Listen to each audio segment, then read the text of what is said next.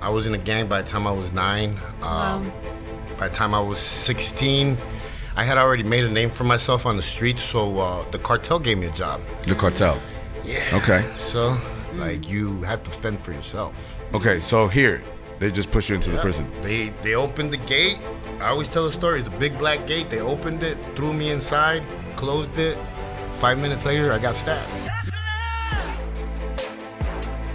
Hey everybody, how's it going? Thank you so much for tuning in to This Is Real with yours truly, Pastor Juan Martinez, aka Dr. Love. And I'm Stephanie Martinez Rave. Welcome back, everybody. Listen, every week we have a show, we have a guest, or we're kind of doing it. And the guests, to me, sometimes are like super special. They're all special, right? Like sometimes we have we had cooks or diet person. This one kind of fits a little bit of all of them. A little bit of both. But with us today, we have JC in the house today. And man, okay, I want to start this off. Obviously, by the tats, maybe they're like, man, maybe he's been to prison. They don't really know, or maybe they've never met you. But I want you to start off with maybe some of the things that you're doing today and how your life is today. We're gonna do this one backwards. Okay. How's your life today? What do you do today? Because obviously you work out a little bit. A little bit. Okay. I mean, what am I not doing today? Okay. I'm taking acting classes. What? Yeah. Yo, we got an actor in the building? Hold up. Okay, go ahead. I want to be on the Mayan show. It's like a goal that I got right now. Okay. Cool. I got a couple of the actors that are helping me out and taking the acting classes. I compete in powerlifting. I have 2 state records. Okay. What are they? 585 for deadlift in Arizona and a total amount of weight of 1,500 in Chicago. Yeah, I'm excited for the staff here because, what they don't know is that you will be spending some time with us and you will have them working out every day. We're excited. We're like, great. Yeah. I'm here for 2 weeks. And they're like, when are you going home? Okay, so you got that going on. Are you saved? Do you love the Lord? I love Jesus. Yeah? Nice. I'm a gangster for Jesus. Gangster for Jesus. That's what's up. And married?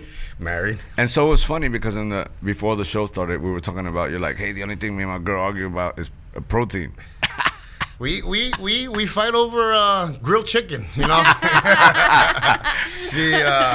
She usually likes to cook it in bulk, so I go in there and steal it, my 4 ounces, 5 ounces. Yeah. And she doesn't notice until it gets really low, and then she starts. Oh, then she's like, there should have been this many ounces. And so you know that well, the ounces thing, because that was your past. Tell us a little bit about your story, like from childhood, getting raised, and what are some of the things you've done in your life before Jesus. Before Jesus. Yeah, talk to me. I mean, I grew up in a gang culture. I was in a gang by the time I was 9. By the time I was 16, I had already made a name for myself on the streets, so the cartel gave me a job. The cartel.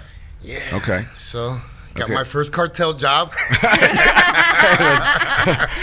Wow. Yeah. Okay, so how old were you when you got the cartel job? 16 years 16 years old, and you're working now for the cartel, which most people are watching on Netflix, but you lived it. Yes. Okay, so here you are, 16 in the cartel. What's that life like?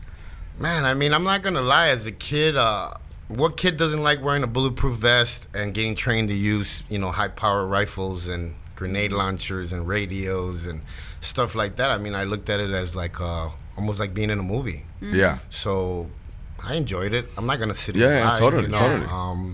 I mean, everybody who watches it, they kind of that's why that's why I watch it. But okay, you're doing that, 16, you're learning all this stuff. And I became like a manager. They just had the show on National Geographic telling my story. Yeah. How pretty much I was the manager, making sure that the cars got to Mexico, the cars got back to Chicago, and I mean, I was 16 years old making 30 grand every other day. It changed me. I thought that I found the answer to life, and that's what I wanted to be. I wanted to be a narco. Yeah. And so what happens like a little later? So 16, let's say your 20s. What's going on? I get caught in Mexico at 17. You get caught at 17? Yeah, I get caught by the military, the Mexican military, and they throw me in a grown man's prison. Okay. I seen so much violence there. I mean, rapes, murders. It was really bad. I mean, I tell people, Mexican prison is prison. Yeah. So okay, what's the difference? Tell me what's the difference between a prison here and a prison over there? What happens in a Mexican prison? When I got to America, all American prisons are 5-star hotels. Wow. I'm just gonna be like straight up. Okay. I'm not gonna. Man, and I thought, I'm in there wilding out, and then all of a sudden you're like, yeah, you were at a 5-star hotel. Yeah. You get 3 meals, you get clean clothes, you get a cell, you get everything that you need, and in Mexico they don't provide that for you. Like you have to fend for yourself. Okay, so here they just push you into the prison. They opened the gate. I always tell the story. It's a big black gate. They opened it, threw me inside, closed it. 5 minutes later, I got stabbed. So that's just how it is over there. Wow. Survival of the fittest. Yeah. And if I wouldn't have been young when I got caught, they would have ate me up alive. I was in my prime of violence, my prime of just being able to take it mentally. Yeah. Yeah. So, it made me tougher. Okay, so go ahead. You're gonna. No, go ahead. So you're in the Mexican prison. How much time do you spend there? 4 years. 4 years. You still haven't met Jesus yet. No. Yeah, I 4 mean, years. I would see him here and there. Yeah. You threw Hail Marys out there. You're like, no, get me out of here. Every time I got in trouble or I needed money on my books, I would be like, you go to God. Please, Jesus. Yeah, totally. So, nah, man. So then what happens? You get out of there. I get transferred to the United States. I get sent to the federal prison here in El Paso, Texas, La Tuna. That became like drug dealing school for me. Like I went to college pretty much because when I got sent to the feds, I met really big people. The guy from Blow was there, Boston. Boston. He was there. A bunch of Colombians were there. So I met a lot of people. I left out of there with a PhD. In drug It's usually all the time. Whenever you go, that's basically what you do. It's called prison networking. That's kind of what you do. Yeah, you come out with like PhDs or all kinds of stuff. So I got out, man, and I was right back at it again. What age did you get out? I was 24. Oh wow. 24. So boom, 17. Now you're 24. You get out. You think you want, man, I gotta chill out, or you just go right back into it. No, I actually was like, you know what? I'm gonna get my life right. I'm gonna go get a CDL. I'm gonna drive, and I'm just gonna get my life right. And I came home and my bosses gave me money for keeping my mouth shut and gave me a car and all that stuff. But I was like, okay, I'm going to use that money to go to school, change my life.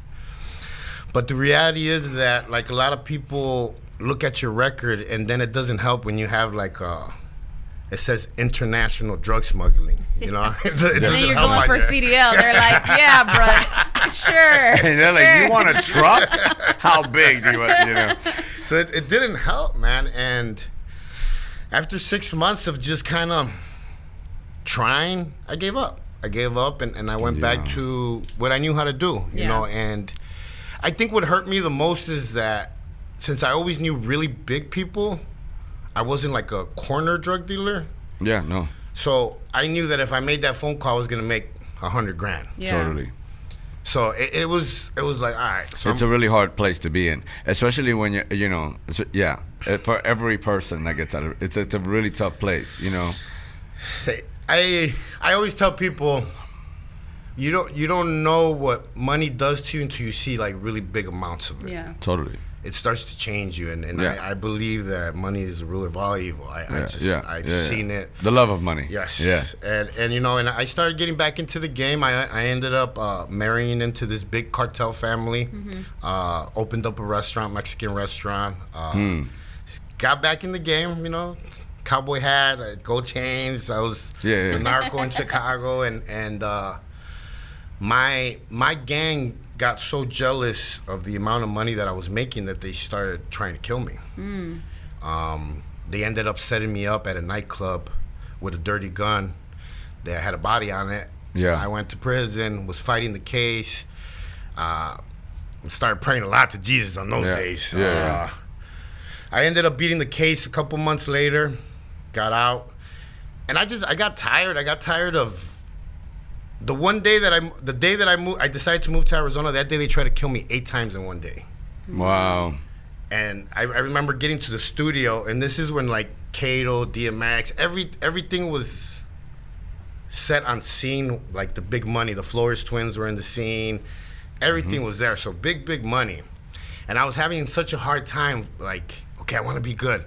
But let me make this $100 grand real quick. Everything in your own strength at this time, because you don't really have that relationship. But go ahead. And you know what I'm talking about. Totally. It was so hard because I was like, all right, so I'm a business owner now. I have my house. It's paid for. I have the cars. I have everything. Let me get out the game now. Yeah, but you want more. Yeah. Just a little bit more. Just a little bit. Just a little bit. You know, and finally I told Cato, I was like, you know what? I'm gonna move to Arizona to change my life. But wherever you go, there you are.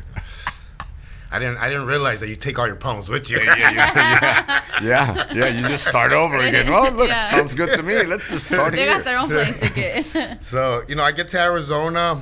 A month later, I'm part of a motorcycle gang. Now I'm hanging.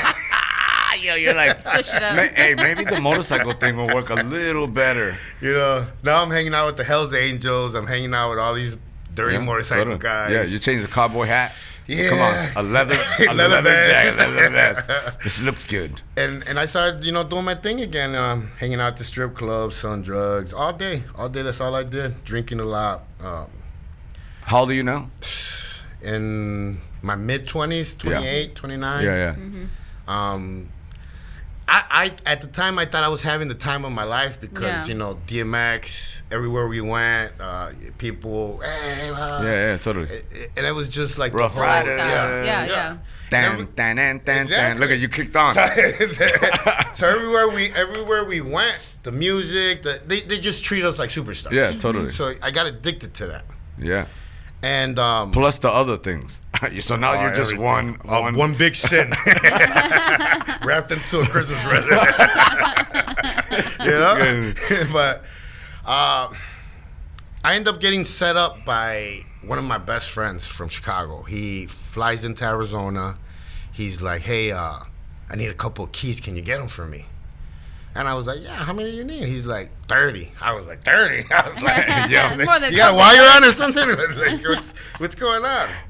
And I was like, I'll get you 6. And that's what saved my life, actually. I'll finish right now. But you're good. I got him 6, and he set me up. The feds were waiting for me, blah, blah, blah. Yeah. Got arrested. But if I would have got him the 30, I would have got a life sentence. Facts. So the 6, I got the 6 from him. I got arrested. I get 10 years. Conspiracy. Conspiracy, you really can't beat it. Either. No, I had one of those. Okay. Conspiracy, So yeah, totally. Either you telling on somebody or you're giving them a lot of money or you're doing the time. Yeah, you're doing time. I decided to give up all my money. I gave up my stash house. I gave up close to a little bit over $500,000. And they gave me a light sentence, 10 years, with the drug program. All these little classes, all the little classes. Yeah, 4 years. I ended up doing only like 6 years. Yeah. 6 years. I come home. Now I'm like, okay, so I'm gonna change my life now. I'm gonna be a personal trainer. I'm gonna open up my own gym.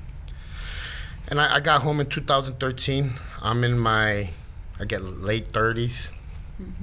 I opened up a gym, but I still have all the same habits, the same. Yeah, you haven't renewed your mind, right? Everything. It's the same JC, just different clothes. Yeah. A different place, different. Oh, I got a new job, so this is gonna be different. Yep. So everything was still there, and a year later, I lost the gym. I lost everything I was working for. I was back in prison again. I got sent to one of the most dangerous prisons in California, Victorville.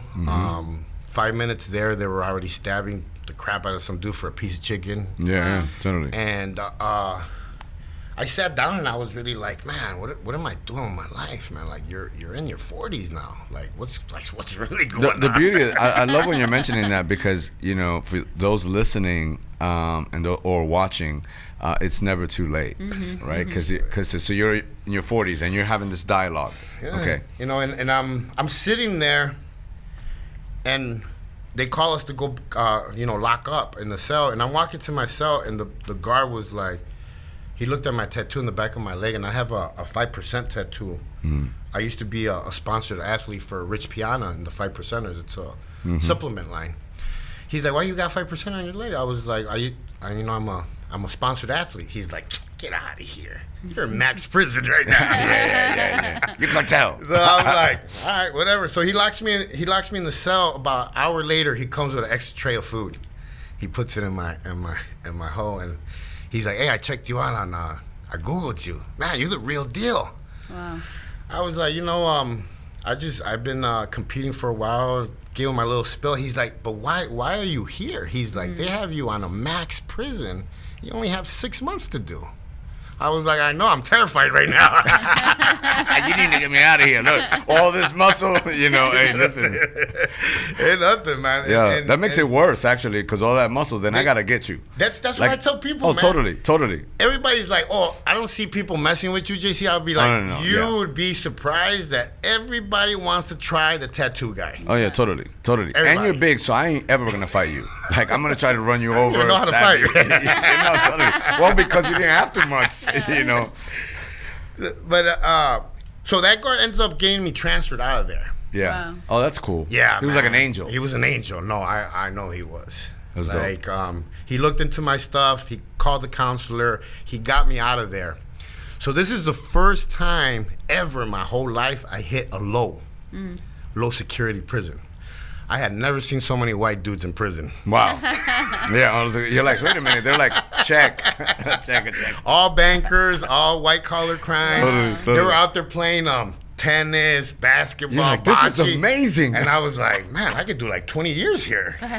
It was just a really nice yard. Yeah. Especially after seeing Mexico. You're like, oh, yeah. You're like, we're at the country club. Yeah, this is awesome. So I get there and I do my thing, man. I'm like a sponge. When I get around people that know stuff that I want to know, I'm going to be around you. Yeah. And I'm going to ask questions. Yeah. So I learned about LLCs. I learned about nonprofits. I learned about all this stuff. Yeah. And it's a different type of networking. Yes. Still same prison, just a different. You got to be careful because if not, you get into that. Yes. yeah. So I learned a lot. And, I was like, man, what am I going to call myself when I get out? And I kept on like, Infinity, Latino Fitness, and I was like, oh no, it's all corny. Latino Fitness, ¿cómo están todos? So one day I was just walking and I was like, hold on, we'll be right back with a commercial break. Let's find out what he called himself. Right back after this commercial break. Stick around, stay tuned, you guys.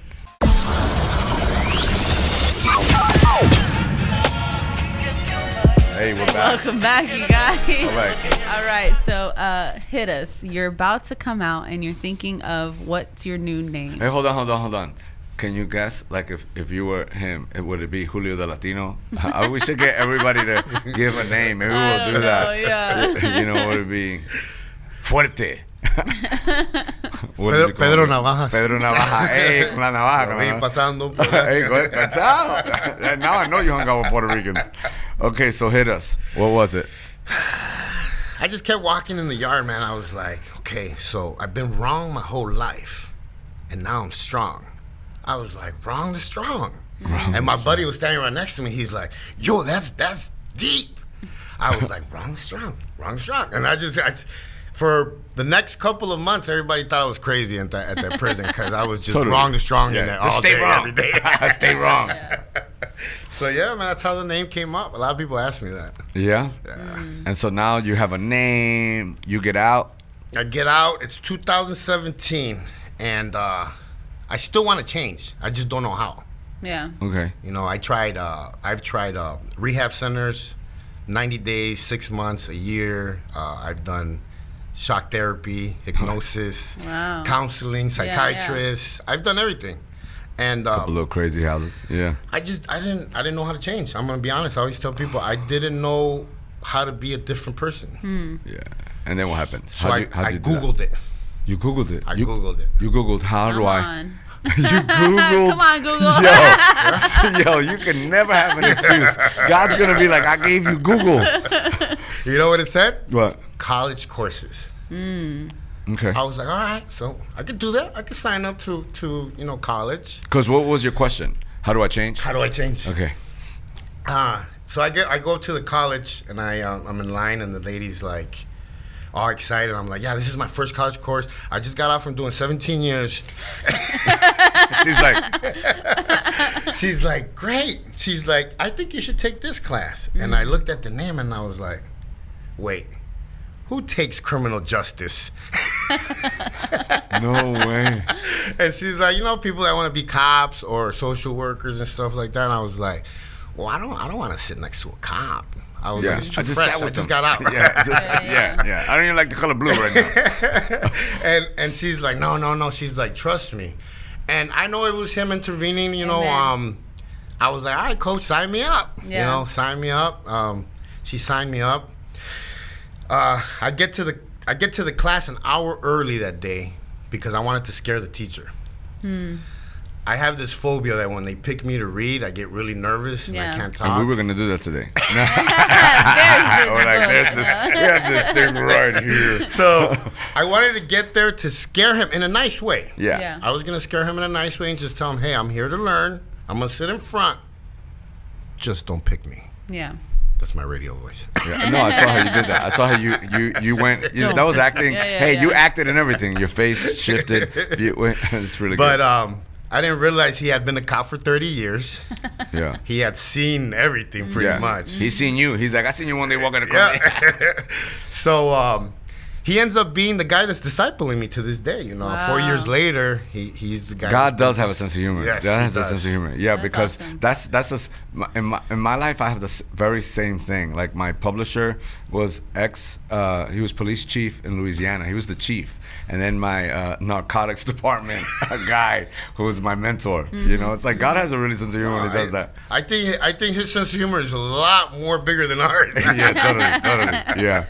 But 4 years later, he ends up discipling me. But before those 4 years, I graduated. He gave me a devotion book, and I'm not gonna lie, he knows this also. I threw it away. I was like, who has time for devotion? I didn't find Jesus in prison. Why am I gonna find him out here? So I just kept living my life from one woman to another. Obviously, they were all the ones that had all the problems. I'm okay. But it was just, y'all need to learn how to deal with me. Exactly. It's about me. Yeah. And I just jumped from relationship to relationship. In 2019, my wife walked into the gym and she came up to me and she's like, you're full of crap. I hear you talking. She's from Jersey, so she's got that accent. What part? I forget. Yeah. It's the bad area. I think it's Newark. Yeah. But she's like, I hear you talking all the time, JC. You're full of crap. She's like, get away. Get out of my face. Yeah. And then one day I'm walking on a treadmill and she comes and stands next to me and she's like, hey, I want you to listen to this song. And it was a Jesus song. And I was like, Beth, you're hot and everything, but I can't do it because you're Jesus. You're Jesus. I need you. So little by little, man, I mean, she ended up becoming one of my best friends. This is the first time that I looked at a woman with no lust. Yeah. No, I opened up to her about my stuff that happened to me as a kid. Just everything. She became a really good friend of mine. And one day I was just like, I think I love you. I really never loved nobody, so like I think I love you because it's like it was like clean. Yeah. And she's like, yeah, I think I love you too. And I was like, all right, so do you want to be my girlfriend? Please, I was so out of it. No, I didn't even know. Oh, no. I was like, how old are you then? Ask that? In my 40s. Yeah, 40s. No, that's dope. I was like, do I ask you? She's like, yeah, you can ask me. I was like, all right, are you my girlfriend then? She's like, yeah. I was like, all right, cool. Something happened that week. I was going to kill myself that week. Wow. Something was happening in my life where I just felt, I asked myself, is this it? I work all day, I come home to an empty apartment, and I felt like empty, a hole in my chest. And I was making really good money. My YouTube was taking off. I was sleeping around like a madman. Yeah. I thought I had all the answers. Isn't it wild? You almost feel like it's like the lust always shows you that you have everything, but you really have nothing. Yes. Yeah. You know? Yes. And the hole in my chest started getting like bigger and bigger. And that night, I was like, you know what? I'm just gonna kill myself. I was like, I've tried it, a couple times. And I was like, I'm just gonna do it. I know I don't want to go back to prison, so I'm just gonna take myself out. And for some reason in my heart, something told me to text Beth and tell her bye, my wife. She stood on the phone with me all night. And I didn't know this, but her stepdad committed suicide. Wow. So she knew what to look for. She knew what to say. She kept me on the phone the whole night. I was so tired I couldn't kill myself no more. I went to sleep. I was like, I'm done. I'll do it tomorrow. Yeah, I'll do it tomorrow. And the next day, man, she came in and she gave me a hug, and I wanted to punch her. I had never felt so vulnerable in my life. I had never felt so weak. My whole life, I was bred to be like, I guess you could say like a soldier that just didn't have no feelings or nothing. Yeah. And that's how I lived my life. And she started just, man, the hug started getting so intense. You're like, I think I like this. Do it Every again. time she would see me and stuff like that. And we ended up moving in together, and she had me watch The Shack. I had never seen that movie before. Yeah. And I watched it, and I was like, man, I feel like crying. And she's like, why? I was like, I feel like I need to call my dad. I need to forgive my mom. She's like, so do it. So I got on the phone, and I'm like crying. My boogers are hanging out and everything. I'm calling my mom. My mom hasn't spoke to me in over 20 years. Wow. My dad too. And I'm just telling everybody I love them. I forgive them. And it started right there. Slowly started hitting me right there. That's so fire how God, Jesus does stuff so different in everybody's life. And little by little, I started noticing more and more changes. But it was because some of the stuff I wanted to do it my way. Yeah. So like some of my jealousy was still there. Some of my anger was still there. I wasn't giving it all to him. I was just kind of like backpacking it, you know what I mean? Yeah. And finally on November 8th, I just dropped to my knees and I was like, all right, dude, you got my attention 100%. Wow. I feel what you're doing. I know what you're doing. I could see it. I don't know why people don't believe you. I was like, what do you want me to do? And Let's give him a bam, bam, bam, bam. 'Cause that's the moment everything's happening. And I dropped to my knees, and I don't know why, but I started confessing everything out of my mouth. Like, it just started coming out. Like, I got the goosebumps. Wow. Everything's just started coming out, like who I didn't like, who I lusted over, who I wanted what they had. Like, everything just started coming out. And I got up and I was like, man, that's like the best pre-workout I ever had in my life. I was like, now I can go work out. And I went into the gym and it happened again. I dropped down to my knees again. And this time I just felt it in my heart that I wasn't going to talk about cartel stuff no more on my channel. I wasn't going to talk about gangs, murders.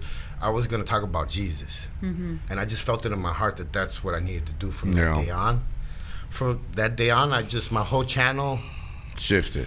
Just That's shifted. dope, man. Nice. I love it. You know, Yeah. I'm hearing your story and I'm like, man, it's funny because I don't know. A lot of times when I talk to people and I ask conversion on kind of how I don't, it's just refreshing, right? Because my repentance was exactly the same way, except it was in a cell and just didn't know how to do it.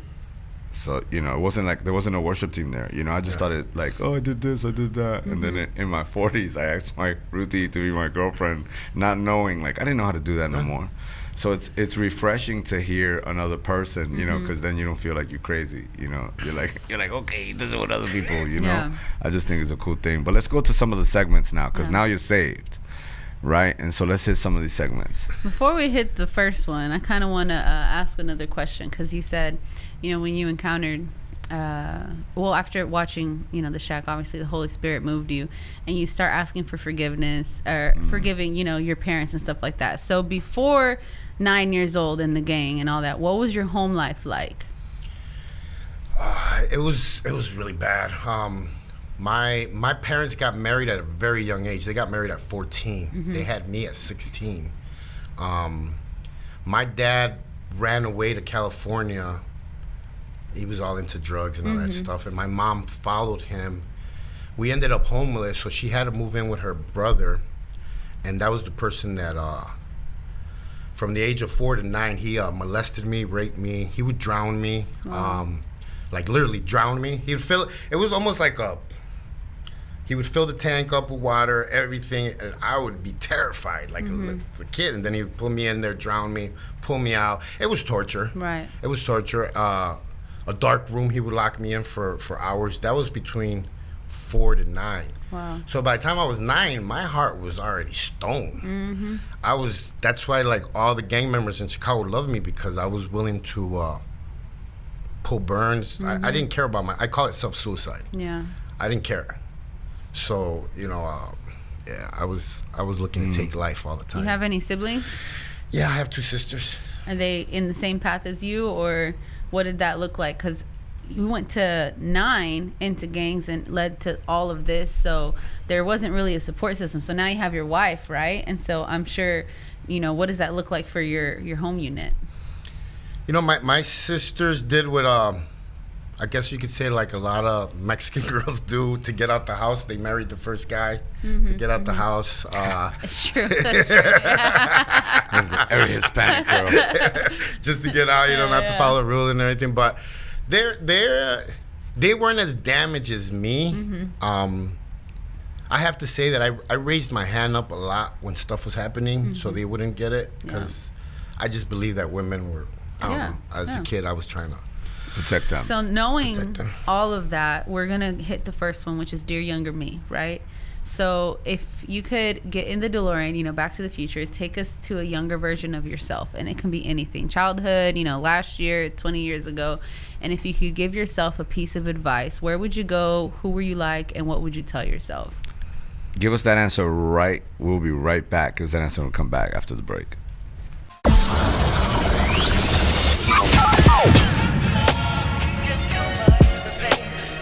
Hey, we're back. Welcome back, y'all. All right, so we got JC, Wrong to Strong in the building, and we're hitting you with the first one, right? So, Dear Younger Me, what piece of advice would you tell yourself, and where would you take us? How far would you go? What age? Man, I think I would go back to about 10 or 11. Okay, what would you say?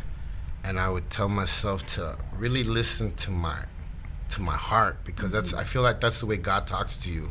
And your mind, when you listen to your mind, it gets you into a lot of trouble. It gets you into, your mind just reminds you of everything bad, trauma, who backstabbed you, who this, who that, who hurt you. And I believe that your heart is how God talks to you. And I would just tell myself, just listen to your heart. Stop listening to your head. Yeah. That's really good. That's good. I'm going to put you back in the car. Okay, so I'm going to put you back in the car. And with what you know now about Jesus, right? I want you to go back, and I want you to talk to your dad. What would you say? Honestly, just that I think my dad needs love. Tell him. And that was one of the biggest things that I noticed, that when I forgave him and I told him that I loved him, he stayed quiet. And what would you say to him? I want to hear you as a 9-year-old boy, or when all those things were happening, and I want you to talk to him today. Just like me, I would be like, Dad, do you know that Jesus loves you? Do you know that he can forgive everything? He can make you into a new person. Just everything that he's done for me. Like, that's why I think that it's so important for me to, I guess you could say, not memorize verses, but actually live it. So my dad could see it, because I know everybody's been through stuff. Everybody has a story. Everybody's got trauma. Everybody's been through something. So I know deep down inside that man has something that happened to him, and he needs love. He needs Jesus. He needs to know that he's forgiven. What would you say to your mom back then as a boy? What you know now? Same thing, that I love her, I forgive her, and I know she did what she could. And I know that she went through her stuff too. And man, I just want to know. I just want everybody to know about Jesus and what he could do. Yeah. And that would be my main thing with them. I try to tell all my family now. Some of them listen, some of them don't. But I believe the biggest testimony is going to be my walk. Yeah. Yeah. That's super dope. That's good. Okay. All right, we're gonna go into the next one, which is the struggle was real, right? So obviously you've experienced a lot of things, and so we like to kind of give the advice, how you can get out of it. So everyone says the struggle is real. We do the struggle was real. Share with us something that you struggled with, or maybe you're currently struggling with, and how you're overcoming it. Man, what wasn't I struggling with? I had a lot of mental issues. I had a lot of jealousy, a lot of insecurities. That made my relationship with my partners or partner, whatever, very hard. Yeah, I wouldn't be able to. My longest relationship was 3 months. Wow. Once they got to know me a little bit, they'd be like, "No, you're crazy. Like, I'm out of here," And now, God has taught me how to love my wife. I mean, even how to love my dog. I've learned so much, and I don't know why I want to cry right now. But yeah. So how do you do that? I've put God first in everything that I do now. Amen. Everything. Whether it's my workouts, my everything. As soon as my feet hit the ground, I'm grateful for what He's done in my life and what He keeps doing. And I know He's teaching me, because I didn't know that I could be this person. I didn't know that I could be this gentle giant. Yeah. And the more I learn, the more that I'm discovering myself. Yeah. Like I'm discovering who I was supposed to be with Him in my life, not who I thought I was supposed to be. So yeah. That's really good. You articulated that really well. That's awesome. Look, he's like, taking classes. Yeah. That's super dope. That's super dope. Hey, what is one of the challenges for you right now? What is the challenge for you that you're going through right now that you're currently working on? Just, I want to know that I'm heading in the right direction that He wants me to. I worry a lot about Him now. I worry about, am I doing the right thing? Am I doing what you want me to do? Am I spreading the word as much as you want me to? Am I just doing what I'm supposed to be doing? Yeah.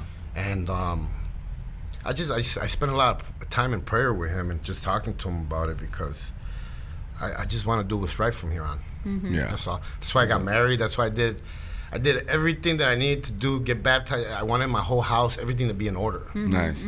I don't want the boss to be mad at me. The boss. Nah. Hey, He loves you, man. Hey, here's the amazing part of that is that while we were yet sinners, so when you were like tripping, He was like, "I love you." So anything you do now is just extra added bonus. like He loved you when you didn't read. Think about that. He loved you when you didn't pray. When you were like, "I am like the worst person on the planet," He's like, "Yeah, I love you." Yeah. You know what I mean? That takes the stress off. Yeah. Yeah. That's cool. All right. We're gonna end the last one, and you might have a couple of these, maybe. So the last segment is "You Think You Know Me," right? And so I feel like you could probably hit that on a different, few angles, because maybe they know you from social media, and they're like, wrong to strong, JC, he like this, or maybe they just see you on the street, right? Because you're a big dude. You like you said, you got the tats, bodybuilder, all these different things. So what are some kind of misconceived notions that people have of you, and set the record straight a little bit on them? You think you know me? Yeah, and you got to start it off like this. And you think you know me. And you think you know me. Everybody thinks that I'm this big, tough gangster. I'm not. I was pretending my whole life. I really have a really big heart. I'll take my shirt off for you. I'll hug you. I'll love you. I'll kiss you. I'm not that person. The enemy had me convinced my whole life that was me, but it's not me. And a lot of people think that that's. I'll have people that sometimes they'll say, "Hey, I just seen you at Circle K."